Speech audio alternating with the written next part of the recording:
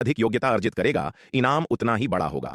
अगर उसकी योग्यता काफी बड़ी हुई तो एक दिन तारकासुर उसे सच्चे गहन शून्य लोक तक पहुंचने के लिए पर्याप्त खजाने और संसाधन भी इनाम में दे सकता है। वनराज उस दिन की लालसा से भरा था, इसलिए वह तारकासुर के प्रति अपनी वफादारी दिखाने का कोई अवसर नहीं छोड़ना चाहता था। तुमने क्या कहा? उस बूढ़े कमीने वेदांत ने अमर खड्ग संप्रदाय को श्यामचंद्र संप्रदाय का सफाया करने के अभियान में शामिल कर लिया है?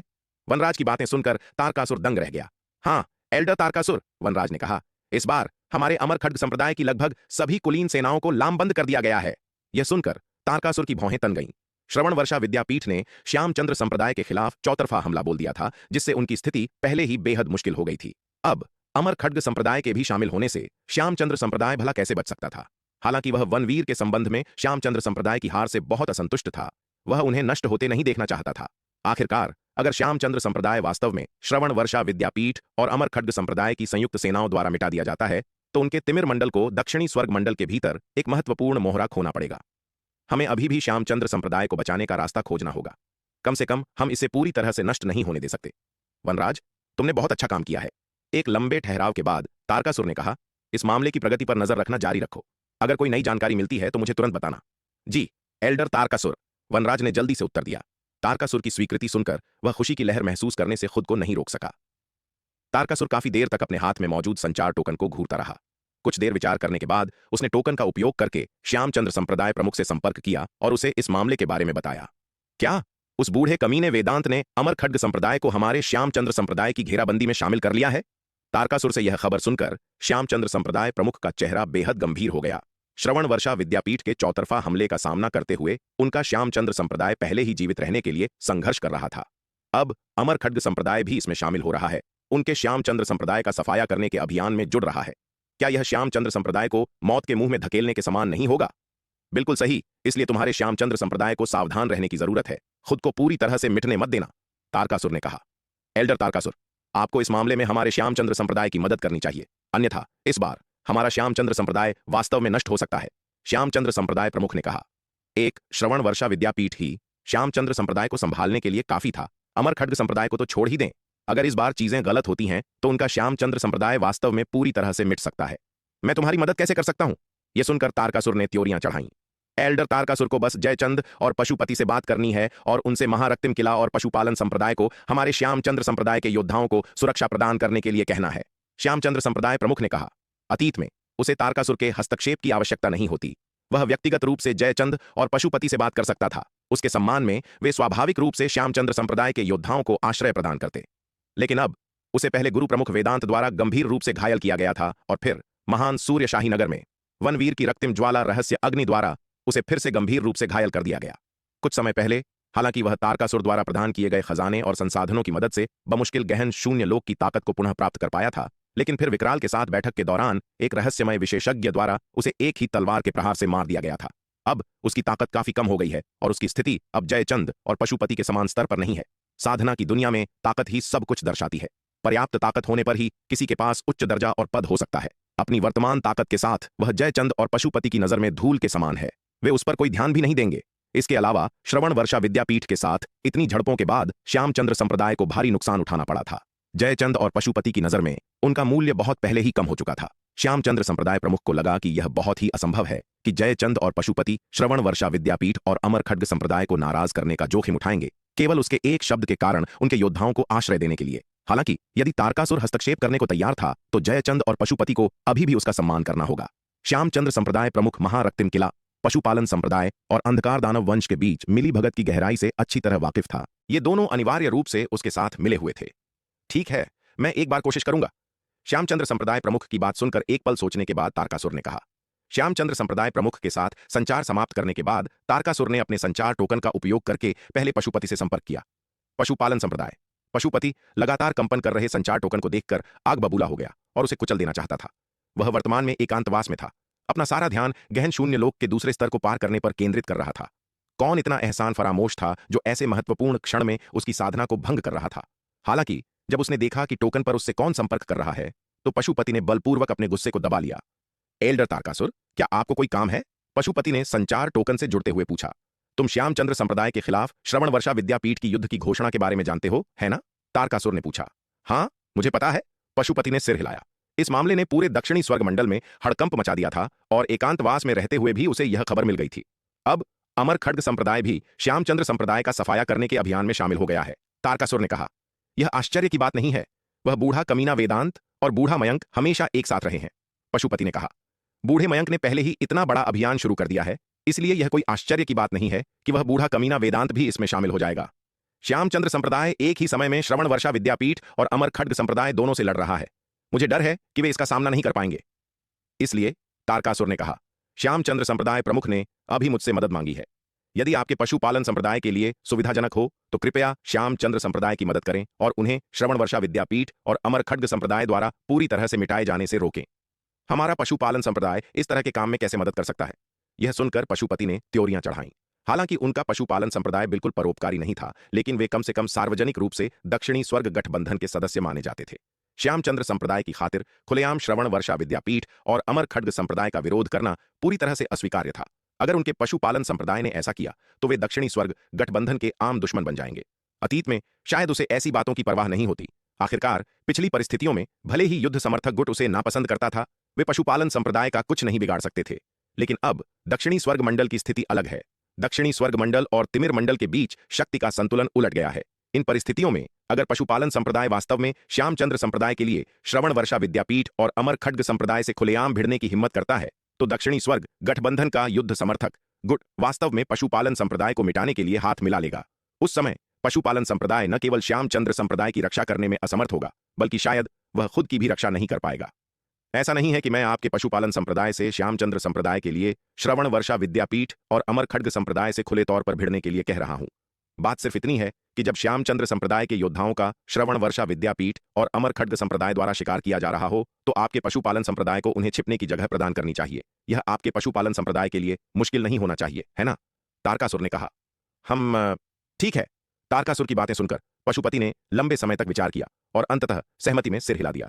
उसे तारकासुर का सम्मान करना ही था। आखिरकार तारकासुर ने अभी हाल ही में उसे खजाने और संसाधनों की एक बड़ी मात्रा भेजी थी। वह तारकासुर के अनुरोध को अस्वीकार नहीं कर सकता था। इसके अलावा यदि श्यामचंद्र संप्रदाय वास्तव में श्रवण वर्षा विद्यापीठ और अमर खड्ग संप्रदाय द्वारा नष्ट कर दिया गया, तो इससे उनके पशुपालन संप्रदाय को कोई लाभ नहीं होगा। श्यामचंद्र संप्रदाय का अस्तित्व दक्षिणी स्वर्ग गठबंधन में युद्ध समर्थक गुट का ध्यान भटका सकता था, जिससे श्रवण वर्षा विद्यापीठ और अमर खड्ग संप्रदाय लगातार उनके पशुपालन संप्रदाय को निशाना नहीं बना पाते। इसके अलावा श्यामचंद्र संप्रदाय उनके पशुपालन संप्रदाय के लिए कुछ गंदे काम कर सकता था जो वे खुद नहीं कर सकते थे। अतीत में श्यामचंद्र संप्रदाय ने उनके पशुपालन संप्रदाय के लिए बहुत सारे गंदे काम किए थे। श्यामचंद्र संप्रदाय उनके लिए काफी उपयोगी था। पशुपति से संपर्क करने के बाद तारकासुर ने जयचंद से संपर्क करने के लिए अपने संचार टोकन का उपयोग किया और उससे भी यही अनुरोध किया। जयचंद तारकासुर के अनुरोध के लिए आसानी से सहमत हो गया।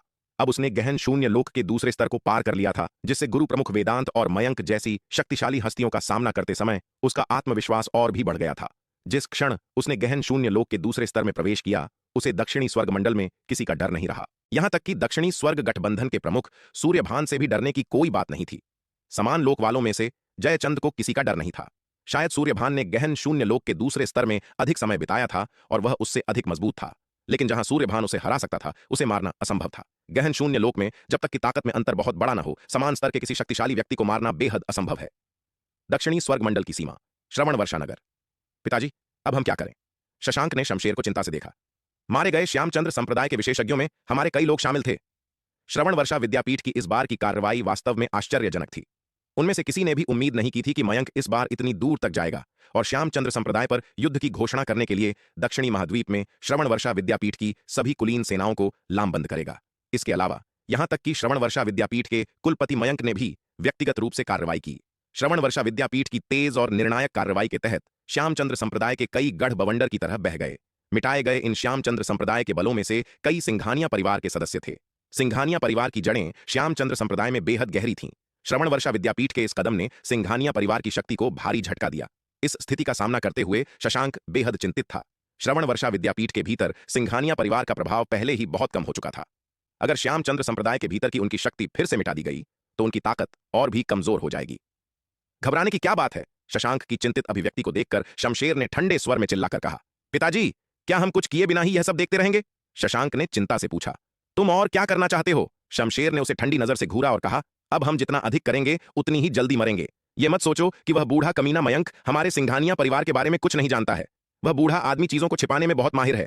वह अभी हमारे कदम उठाने का इंतजार कर रहा होगा। क्या मयंक को हमारे सिंघानिया परिवार का रहस्य पता है? यह सुनकर शशांक हैरान रह गया। यह असंभव है। अगर मयंक को हमारे सिंघानिया परिवार का रहस्य पता होता तो उसने हम पर पहले ही हमला कर दिया होता। वह अभी भी हमें कैसे बर्दाश्त कर सकता है? उसका अनुमान लगाना एक बात है, लेकिन क्या वह ठोस सबूत ढूंढ सकता है? यह बिल्कुल अलग बात है। शमशेर ने गंभीर चेहरे के साथ कहा। हमारा सिंघानिया परिवार कोई ऐसा मामूली परिवार नहीं है जिसे अपनी मर्जी से इस्तेमाल किया जा सके। अगर वह हमसे निपटना चाहता है तो उसे कम से कम ठोस सबूत खोजने होंगे और कार्रवाई करने का एक वैध कारण होना चाहिए ताकि वह जनता को मना सके। इसलिए अभी हमें जो सबसे ज्यादा करने की जरूरत है वह है श्यामचंद्र संप्रदाय से सभी संबंध तोड़ना। हम इस समय बिल्कुल भी अपना आपा नहीं खो सकते हैं और उसे कोई भी फायदा नहीं सौंप सकते हैं, अन्यथा हम वास्तव में अपने ही विनाश को बुलावा देंगे। लेकिन पिताजी, क्या हम बस खड़े होकर श्रवण वर्षा विद्यापीठ द्वारा उन बलों को मिटाए जाते हुए देखने वाले हैं? शशांक ने नाराजगी से कहा। उन बलों को बनाने में हमारे सिंघानिया परिवार के अनगिनत जनशक्ति और संसाधन लगे हैं। उन्हें इस तरह मिटाए जाने से हमारा बहुत बड़ा नुकसान होगा। अन्यथा तुम और क्या चाहते हो? क्या तुम हमारे सिंघानिया परिवार को अपने साथ नीचे खींचना चाहते हो? शमशेर ने उसकी ओर देखा और ठंडे स्वर में कहा, अभी हमारे लिए सबसे महत्वपूर्ण बात यह सुनिश्चित करना है कि हमारा सिंघानिया परिवार इसमें न घसीटा जाए। न केवल हम श्यामचंद्र संप्रदाय के उन लोगों की मदद नहीं कर सकते, बल्कि हमारे सिंघानिया परिवार को भी श्रवण वर्षा विद्यापीठ के साथ श्यामचंद्र संप्रदाय को नष्ट करने के अभियान में शामिल होना चाहिए ताकि कोई संदेह पैदा न हो। क्या हम भी इस अभियान में शामिल होने जा रहे हैं? शशांक ने अविश्वास से कहा। न केवल वे श्यामचंद्र संप्रदाय की मदद नहीं करेंगे, बल्कि वे उन्हें नष्ट करने के अभियान में भी शामिल होंगे, जो उस शक्ति को व्यक्तिगत रूप से नष्ट करने के समान होगा जिसे सिंघानिया परिवार ने अनगिनत वर्षों में विकसित किया था। बिल्कुल सही। शमशेर ने सिर हिलाया और कहा, व्यक्तिगत रूप से वापस जाओ और सिंघानिया परिवार के विशेषज्ञों का नेतृत्व करके श्यामचंद्र संप्रदाय के उन सभी सदस्यों को खत्म करो जो हमारे सिंघानिया परिवार के रहस्यों को जानते हैं। हम इन लोगों को मयंक के हाथों में बिल्कुल भी नहीं पड़ने दे सकते। शमशेर की बात सुनकर शशांक खामोश हो गया। उसकी मुट्ठियां कसकर बंधी थीं, उसकी सांसें भारी थीं। पिछले कुछ वर्षों में सिंघानिया परिवार ने श्यामचंद्र संप्रदाय के भीतर अपना प्रभाव बढ़ाने के लिए अनगिनत संसाधनों का निवेश किया था, लेकिन अब श्रवण वर्षा विद्यापीठ और अमर खड्ग संप्रदाय के संयुक्त हमले का सामना करते हुए शमशेर का इरादा न केवल श्यामचंद्र संप्रदाय के सदस्यों को बचाने का नहीं था, बल्कि वह चाहता था कि शशांक व्यक्तिगत रूप से उनका सफाया करने के लिए सिंघानिया परिवार के योद्धाओं का नेतृत्व करे। श्यामचंद्र संप्रदाय के प्रभाव को खोने से सिंघानिया परिवार बहुत कमजोर हो जाएगा। इस बात ने शशांक को अत्यधिक आक्रोश से भर दिया। शशांक, इस मामले में अपनी भलाई के लिए बहुत चतुर बनने की कोशिश मत करो। शमशेर को शायद पता था कि वह क्या सोच रहा है। उसने शशांक को घूरते हुए ठंडे स्वर में कहा, अगर इस मामले को ठीक से नहीं संभाला गया तो हम न केवल श्यामचंद्र संप्रदाय के बलों की रक्षा करने में असमर्थ होंगे, बल्कि हमारा सिंघानिया परिवार भी मुसीबत में पड़ सकता है। तुम्हें ध्यान से सोचना होगा कि मोहरे की रक्षा करनी है या सेनापति की। मैं समझ गया। शमशेर की बातें सुनकर शशांक ने एक गहरी सांस ली और कहा, यह अच्छा है कि तुम समझ गए। शमशेर ने सिर हिलाया और कहा, गंवाने के लिए समय नहीं है, तुम्हें अब निकल जाना चाहिए। जी पिताजी। यह सुनकर शशांक ने सम्मानपूर्वक सिर झुकाया। फिर वह मुख्य हॉल से निकल गया और दक्षिणी स्वर्ग महाद्वीप लौटने के लिए तुरंत निकल पड़ा। शशांक के जाने के बाद शमशेर ने कुछ देर विचार किया। उसने अपना संचार टोकन निकाला और तारकासुर से संपर्क किया। शमशेर, क्या तुम्हें मुझसे कोई काम है? जल्द ही संचार टोकन जुड़ गया और दूसरे छोर से तारकासुर की आवाज आई। एल्डर तारकासुर, आप श्रवण वर्षा विद्यापीठ की कार्रवाइयों के बारे में जानते हैं, है ना? शमशेर ने पूछा। हाँ, तारकासुर ने उत्तर दिया। इस बार श्यामचंद्र संप्रदाय की स्थिति सामान्य से कोसों दूर है। एल्डर तारकासुर, क्या आपके पास कोई समाधान है? शमशेर ने पूछताछ की। मैं क्या कर सकता हूं? यह सब श्यामचंद्र संप्रदाय की किस्मत पर निर्भर है, तारकासुर ने कहा। जहां तक श्यामचंद्र संप्रदाय प्रमुख के जयचंद और पशुपति से संपर्क करने के अनुरोध की बात है, जिसमें महारक्तिम किला और पशुपालन संप्रदाय को महत्वपूर्ण क्षण में श्यामचंद्र संप्रदाय के सदस्यों के लिए छिपने की जगह प्रदान करने के लिए कहा गया था, उसने शमशेर को नहीं बताया था। क्या होगा अगर शमशेर ने अचानक उन्हें धोखा दे दिया? क्या वह समय से पहले उनकी योजनाओं को उजागर नहीं कर देगा? हालांकि शमशेर के उन्हें धोखा देने की संभावना बहुत कम थी, लेकिन वह आत्मसंतुष्ट नहीं हो सकता था।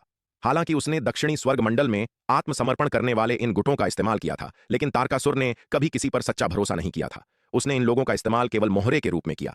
एल्डर तारकासुर, क्या आप बस श्यामचंद्र संप्रदाय को नष्ट होते हुए देखने जा रहे हैं? शमशेर ने पूछा। अन्यथा, तारकासुर ने कहा, शायद तुम्हारे पास कोई अच्छा विचार है। मेरे पास एक विचार है, लेकिन मुझे नहीं पता कि एल्डर तारकासुर इसे अंजाम देने के लिए तैयार हैं या नहीं, शमशेर ने कहा। ओह, मुझे बताओ। शमशेर की बातें सुनकर तारकासुर को तुरंत दिलचस्पी आ गई। यहां तक कि श्यामचंद्र संप्रदाय प्रमुख जयचंद, पशुपति और अंधकार दानव वंश भी इस मामले का कोई अच्छा समाधान नहीं सोच सके। लेकिन अब शमशेर ने वास्तव में कहा कि उसके पास एक समाधान है, जिसने तारकासुर को बहुत उत्सुक बना दिया। वह यह भी जानता था कि शमशेर बेहद चालाक और धोखेबाज था, इसलिए शायद वह वास्तव में कोई अच्छा विचार लेकर आ सकता था। जब तक तिमिर मंडल अभी दक्षिणी स्वर्ग मंडल के खिलाफ चौतरफा हमला शुरू करता है, मयंक स्वाभाविक रूप से अपनी कार्रवाई रोक देगा और श्रवण वर्षा विद्यापीठ के बलों को फिर से अग्रिम पंक्ति में तैनात करेगा। इस तरह श्यामचंद्र संप्रदाय पर दबाव कम किया जा सकता है, शमशेर ने कहा। एक बार तिमिर मंडल का अंधकार दानव वंश एक और हमला शुरू कर देता है तो मयंक निश्चित रूप से श्यामचंद्र संप्रदाय से निपटने में सक्षम नहीं होगा। दक्षिणी स्वर्ग मंडल के लिए वर्तमान में श्यामचंद्र संप्रदाय केवल एक मामूली बीमारी है, जबकि अंधकार दानव वंश सच्चा खतरा है।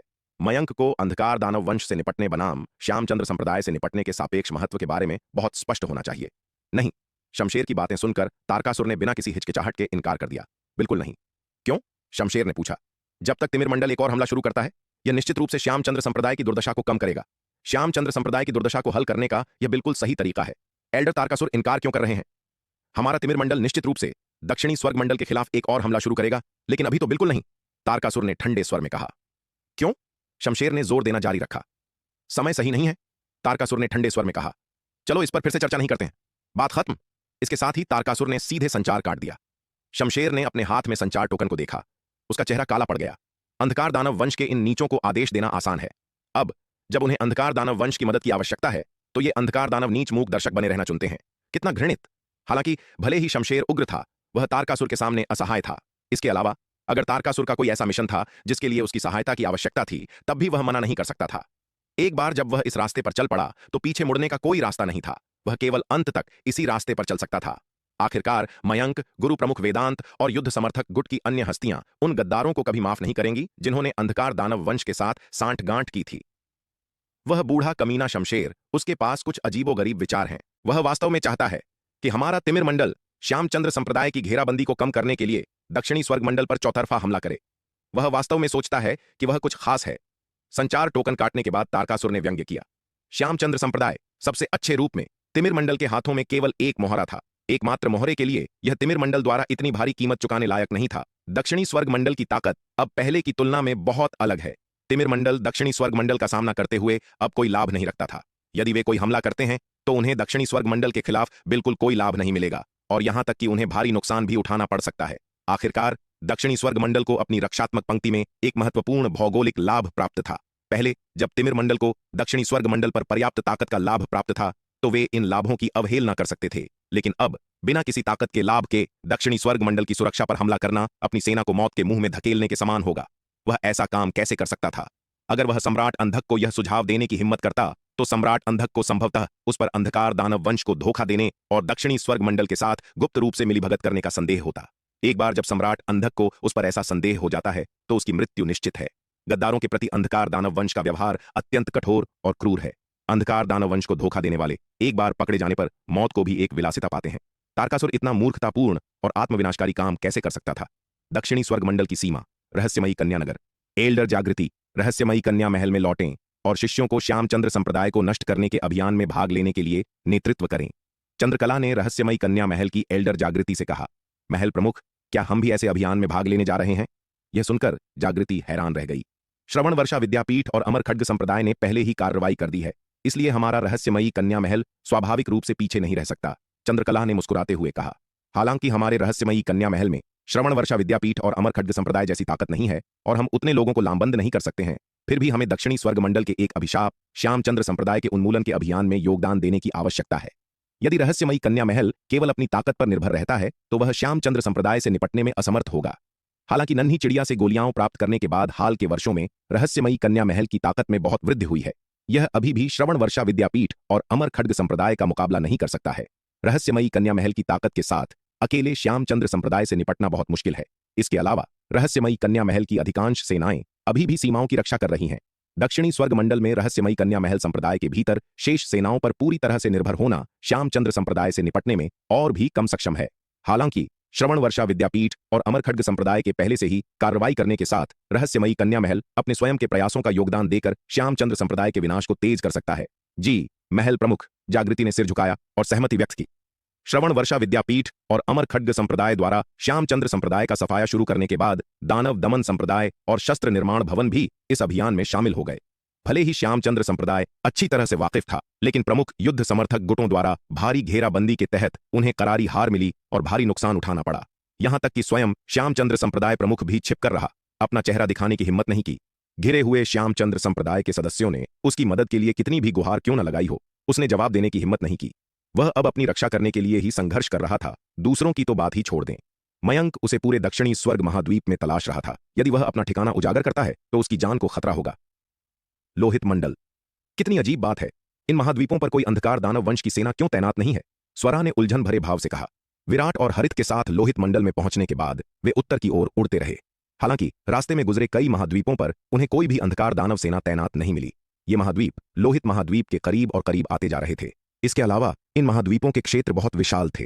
तार्किक रूप से कहा जाए तो अंधकार दानव वंश को इन महाद्वीपों पर अधिक सेना तैनात करनी चाहिए थी, लेकिन वास्तविकता उनकी भविष्यवाणी के विपरीत थी। इन महाद्वीपों पर एक भी अंधकार दानव नहीं था। यह वास्तव में बहुत अजीब है।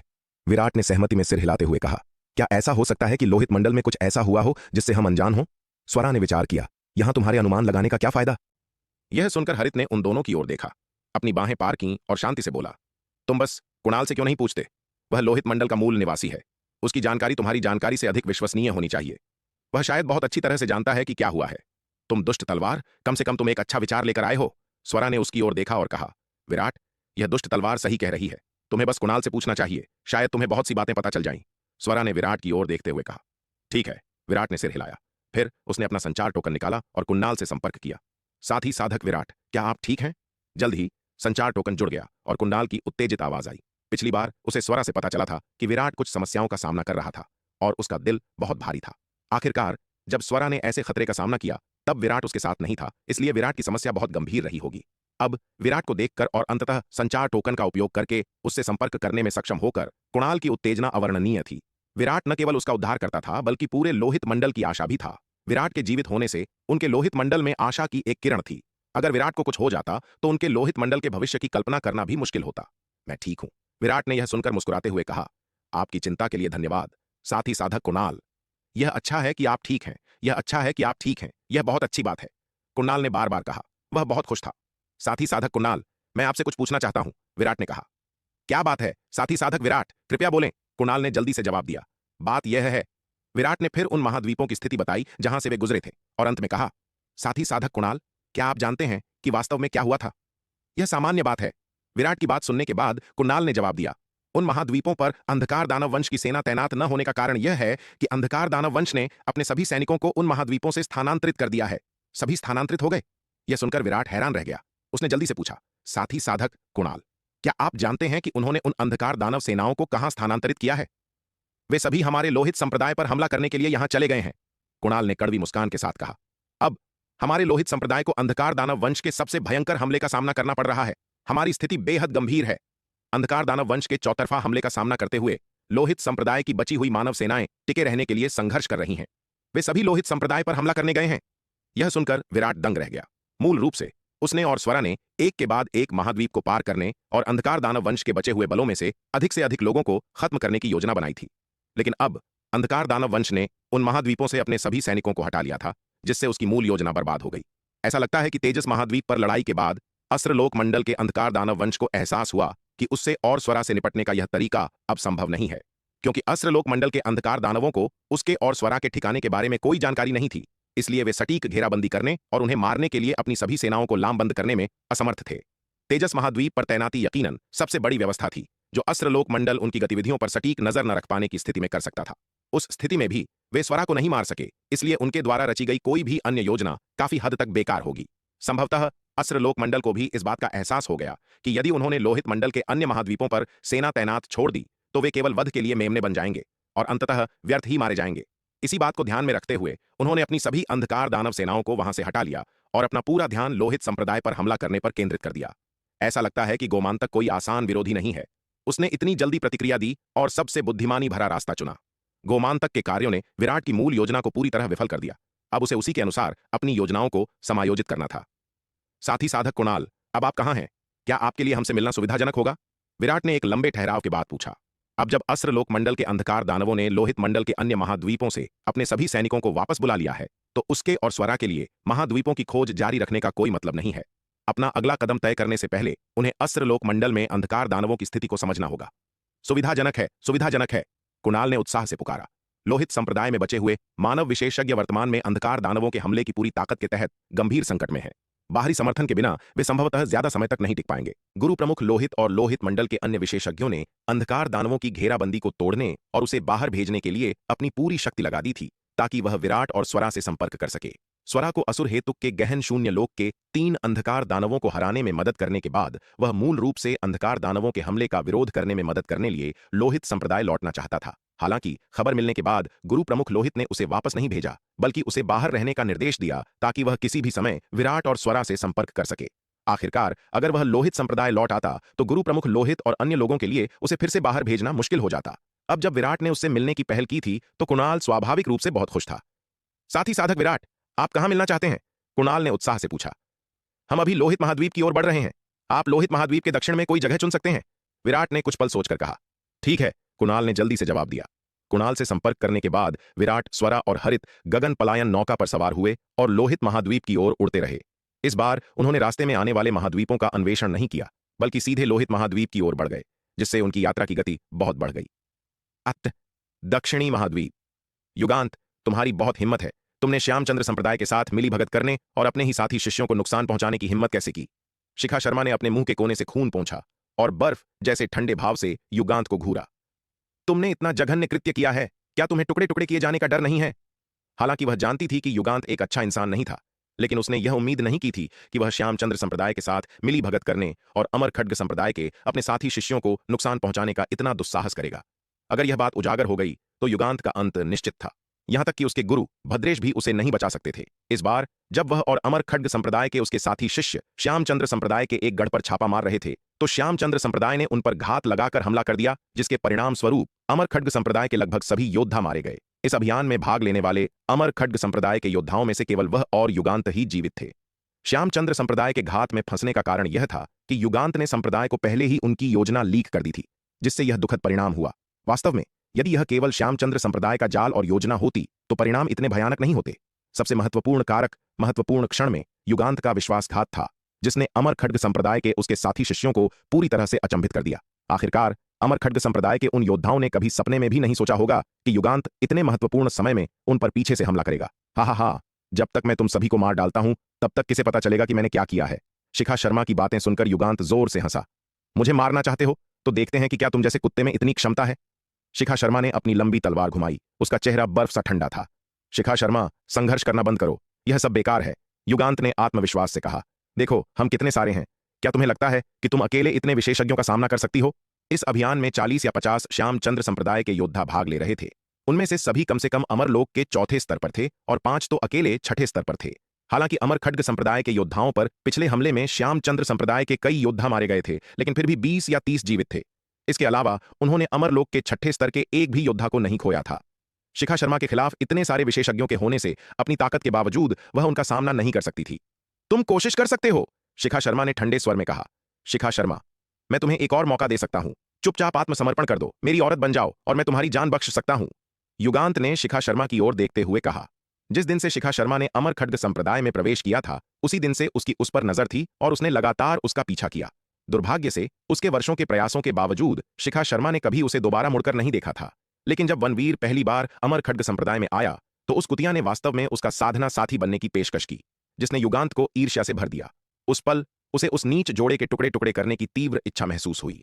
4 महान संप्रदाय विनिमय सम्मेलन के बाद से वह लगातार शिखा शर्मा पर अपना दांव चलने के अवसर की तलाश कर रहा था। दुर्भाग्य से शिखा शर्मा की उससे सावधानियां बहुत पुख्ता थीं और उसे प्रहार करने का अवसर नहीं मिल सका।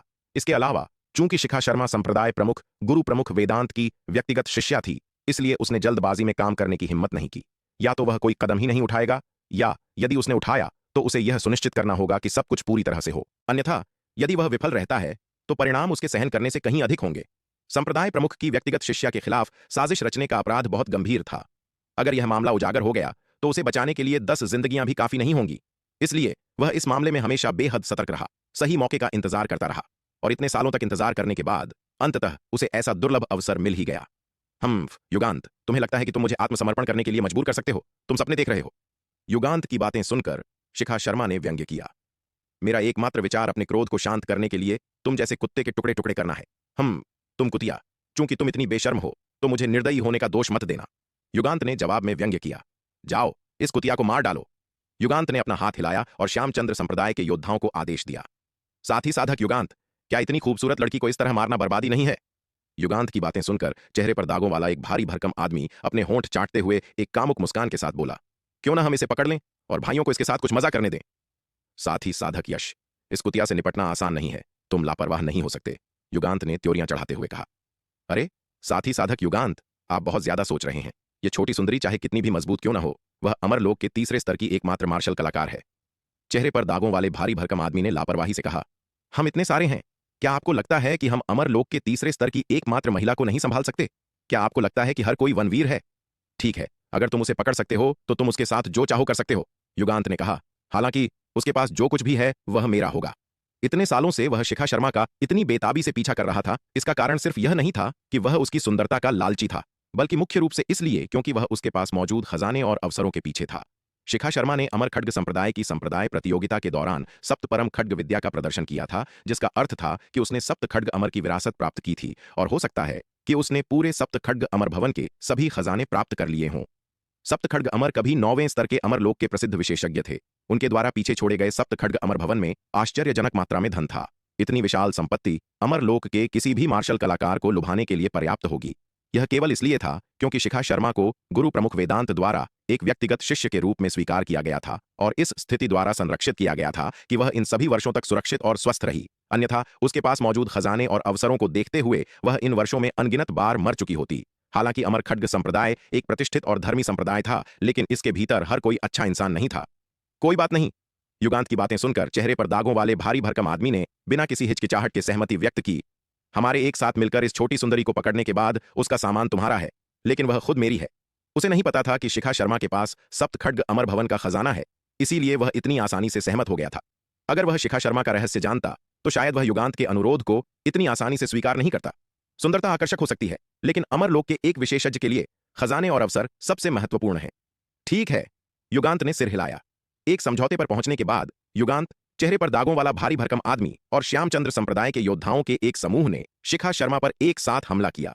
इतनी बड़ी संख्या में शक्तिशाली हस्तियों का सामना करते हुए शिखा शर्मा के चेहरे पर गंभीरता छा गई। वह अच्छी तरह जानती थी कि उसकी वर्तमान स्थिति बेहद खतरनाक है। शिखा शर्मा ने कोई लापरवाही नहीं बरती। उसने तुरंत एक स्वर्ण कवच ताबीज निकाला और उसे अपने ऊपर लगा लिया। रोशनी की चमक के साथ स्वर्ण कवच ताबीज सोने के कवच की एक परत में बदल गया, जिसने उसके शरीर को ढक लिया।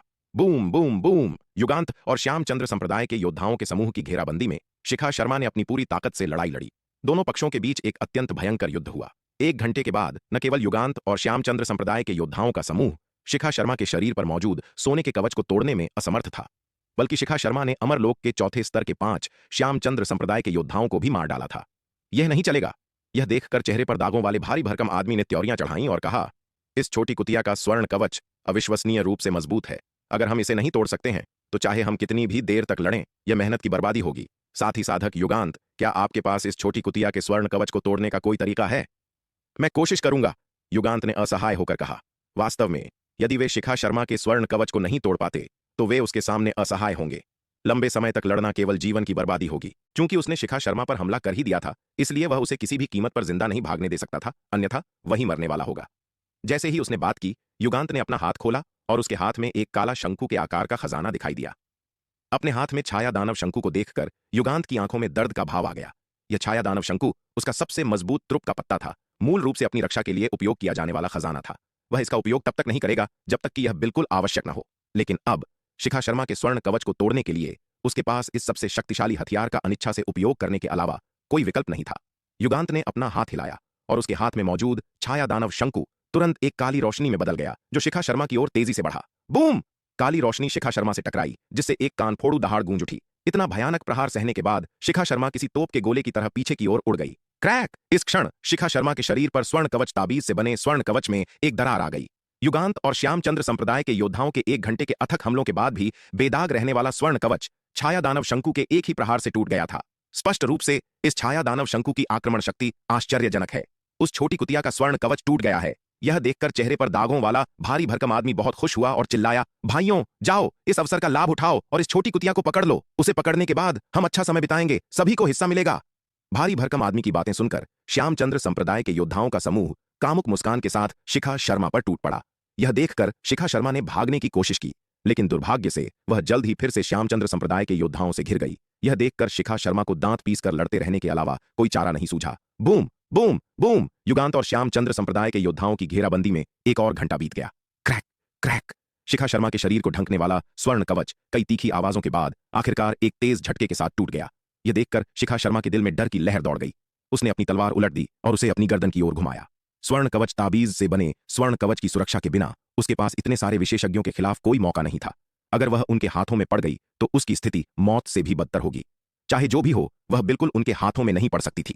इन परिस्थितियों में शिखा शर्मा ने बिना किसी हिचकिचाहट के आत्महत्या करना चुना। हालांकि इस महत्वपूर्ण क्षण में आकाश से एक विशाल पंजा नीचे उतरा। श्यामचंद्र संप्रदाय के गद्दारों, इस बाघ के पंजे का स्वाद चखो। जैसे ही वह विशाल पंजा नीचे आया, एक गहरी गूंजती हुई आवाज सुनाई दी। भयानक शक्ति वाले इस विशाल पंजे को देखकर युगांत और श्यामचंद्र संप्रदाय के योद्धाओं के चेहरे तुरंत बदल गए। उस पल उन्होंने एक अत्यंत घातक खतरे को महसूस किया। उनके दिलों में खतरे का तीव्र एहसास पैदा हो गया। युगांत ने दांत पीसे और नीचे आते पंजे की ओर अपनी तलवार पूरी ताकत से घुमाई। चेहरे पर दागों वाला भारी भरकम आदमी, साथ ही श्यामचंद्र संप्रदाय के अन्य योद्धा भी हार न मानते हुए अपनी पूरी ताकत से पंजे पर हमला करने लगे। बूम! असीम और भयानक शक्ति बिखेरते उस विशाल पंजे पर अनगिनत हमले हुए। दुर्भाग्य से ये हमले अभी भी पंजे को नीचे आने से नहीं रोक सके। उन्होंने केवल उसके नीचे आने की गति को थोड़ा धीमा कर दिया। बूम! आखिरकार वह विशाल पंजा जोर से नीचे आ गिरा। इस भयानक पंजे के नीचे अमरलोक के चौथे स्तर के 10 श्यामचंद्र संप्रदाय के योद्धा तुरंत कुचलकर खून और मांस के लोथड़े में बदल गए। युगांत, चेहरे पर दागों वाला भारी भरकम आदमी और श्यामचंद्र संप्रदाय के अन्य योद्धा हालांकि तुरंत नहीं मरे, लेकिन उन सभी को इस भयानक हमले से अलग अलग डिग्री की चोटें आईं। अरे तुम बदमाशों, तुम में कुछ तो बात है। शार्दुल का पूरी ताकत से प्रहार सहने के बाद भी तुम सब जीवित हो। इस क्षण एक आश्चर्यचकित आवाज गूंज उठी। युगांत और श्यामचंद्र संप्रदाय के योद्धाओं ने आवाज की दिशा में देखा तो पाया कि जंगल से एक प्यारा सफेद बाघ धीरे धीरे बाहर आ रहा है। इस प्यारे सफेद बाघ के बगल में खूबसूरती से सजी धजी 7 या 8 साल की लड़की और एक बहुत ही सुंदर युवा महिला थी। बड़ी सफेद बिल्ली, छोटी वानिया, आयु, तुम लोग हो। शिखा शर्मा उन तीनों को जंगल से बाहर आते देख बहुत खुश हुई। जंगल से बाहर आने वाले 3 लोग कोई और नहीं बल्कि शार्दुल, छोटी वानिया और आयु थे। शार्दुल, जो एक प्रभावशाली हवा के साथ युगांत और श्यामचंद्र संप्रदाय के योद्धाओं को देख रहा था, शिखा शर्मा द्वारा उसे बड़ी सफेद बिल्ली कहते हुए सुनकर वहीं जम गया। यह महिला अविश्वसनीय रूप से अशिष्ट थी। उसने उसे शार्दुल नहीं कहा बल्कि उसकी जगह बड़ी सफेद बिल्ली कहा। उसे यह उपनाम बड़ी सफेद बिल्ली बिल्कुल पसंद नहीं था। यह उसकी गरिमा के लिए एक अपमान था। दुर्भाग्य से छोटी वानिया ने ही उसे ऐसा बुलाना शुरू किया था, और भले ही उसे यह पसंद न हो, वह छोटी वानिया को चुनौती देने की हिम्मत नहीं करेगा। हालांकि आमतौर पर केवल छोटी वानिया, निहारिका, शुभांगी, शालिनी और यामिनी ही उसे बड़ी सफेद बिल्ली कहते थे। किसी और ने ऐसा करने की हिम्मत नहीं की। अगर किसी और ने उसे ऐसा कहने की हिम्मत की होती तो वह निश्चित रूप से उन्हें सबक सिखाता। उसकी बाघ जैसी ताकत का आसानी से उल्लंघन नहीं किया जा सकता था। शार्दुल ने अपना प्यारा सा सिर झुकाया, शिखा शर्मा की ओर देखा और जवाब देना चाहा, लेकिन यह विचार करते हुए कि यह महिला भी बॉस की महिला थी, उसे लगा कि उसका सामना करना अनुचित है। यह सोचकर शार्दुल ने उन शब्दों को वापस निगल लिया जो पहले से ही उसकी जीभ की नोक पर थे। तुम लोग आखिर कौन हो? शार्दुल, छोटी वानिया और आयु को जंगल से बाहर निकलते हुए देखकर युगांत ने आश्चर्य और संदेह के भाव के साथ पूछा, ये लोग कहां से आ गए? तुम्हें इस बात की चिंता करने की जरूरत नहीं है कि शार्दुल कौन है। तुम्हें बस यह जानने की जरूरत है कि शार्दुल यहां तुम्हें मारने आया है, बस इतना ही काफी है। शार्दुल ने युगांत और श्यामचंद्र संप्रदाय के योद्धाओं के समूह की ओर देखा और गहरी आवाज में कहा, साथी साधक, ऐसा लगता है कि हमारा आपसे कोई बैर नहीं है। आप हमें क्यों मारना चाहते हैं? युगांत ने आश्चर्य और संदेह के भाव से पूछा। हम्फ, क्या मुझे तुम जैसे श्यामचंद्र संप्रदाय के कचरे को मारने के लिए किसी कारण की आवश्यकता है? शार्दुल ने उसकी ओर देखा और व्यंग्य किया, मैं श्यामचंद्र संप्रदाय के हर उस कचरे को मार दूंगा जो मुझे दिखाई देगा। मैं एक बार में 2 को मारूंगा जब तक कि तुम सबका सफाया न कर दूं। जब से यह पता चला था कि श्यामचंद्र संप्रदाय ने महाविजयनगर में विराट के निर्मल अवतार का अपहरण किया था, तब से शार्दुल ने पूरे श्यामचंद्र संप्रदाय को अपनी मारने की सूची में डाल दिया था। हालांकि विराट के निर्मल अवतार को बाद में स्वरा ने बचा लिया था, लेकिन इससे शार्दुल का मन नहीं बदला। उसके नेता के निर्मल अवतार को छूने की हिम्मत करने वाले इन कमीनों की बहुत हिम्मत है। चूंकि उन्होंने ऐसा करने का साहस किया है, इसलिए उन्हें उसके क्रोध का सामना करने के लिए तैयार रहना चाहिए। अमरलोक के दूसरे स्तर को पार करने के बाद वह, छोटी वानिया और आयु वहां तलवार संप्रदाय के खुफिया नेटवर्क का निर्माण जारी रखने के लिए दक्षिणी स्वर्ग महाद्वीप लौट आए। उसी समय वे श्यामचंद्र संप्रदाय के बारे में जानकारी एकत्र करने के लिए अपने स्थापित खुफिया नेटवर्क का भी उपयोग कर रहे थे। एक बार जब उन्हें श्यामचंद्र संप्रदाय के किसी गढ़ का पता चलता तो वे तुरंत उस पर छापा मारते और उसे पूरी तरह से नष्ट कर देते। इस बार वे यहां इसलिए आए क्योंकि खुफिया जानकारी के आधार पर उन्हें इस क्षेत्र में श्यामचंद्र संप्रदाय के एक गढ़ के बारे में पता चला, इसलिए वे इसे खत्म करने आए थे। हालांकि उन्हें आश्चर्य हुआ जब वे पहुंचे तो उन्होंने पाया कि श्यामचंद्र संप्रदाय के सदस्यों ने शिखा शर्मा को घेर लिया है और उस पर हमला कर रहे हैं। उस अत्यंत गंभीर क्षण में शार्दुल के पास सोचने का समय नहीं था और उसने तुरंत हस्तक्षेप किया, शिखा शर्मा को बचा लिया। हम्फ, क्या अहंकार है तुम जानवर! पूरे श्यामचंद्र संप्रदाय का सफाया करने की शेखी बघारने की तुम्हारी हिम्मत कैसे हुई? शार्दुल की बातें सुनकर चेहरे पर दागों वाले भारी भरकम आदमी ने व्यंग्य किया, तुम कमीने, तुम्हारी बहुत हिम्मत है, मुझ शार्दुल का भी अपमान करने की हिम्मत कर रहे हो। शार्दुल ने उसकी ओर तिरछी नजर से देखा और गहरी आवाज में कहा, हम्फ, तुम जानवर, तो क्या हुआ अगर मैं तुम्हारा अपमान करूं? चेहरे पर दागों वाले भारी भरकम आदमी ने व्यंग्य किया। बहुत अच्छा, शार्दुल ने गहरी आवाज में कहा। मैं देखना चाहूंगा कि तुम्हारी ताकत तुम्हारे दुस्साहस से मेल खाती है या नहीं।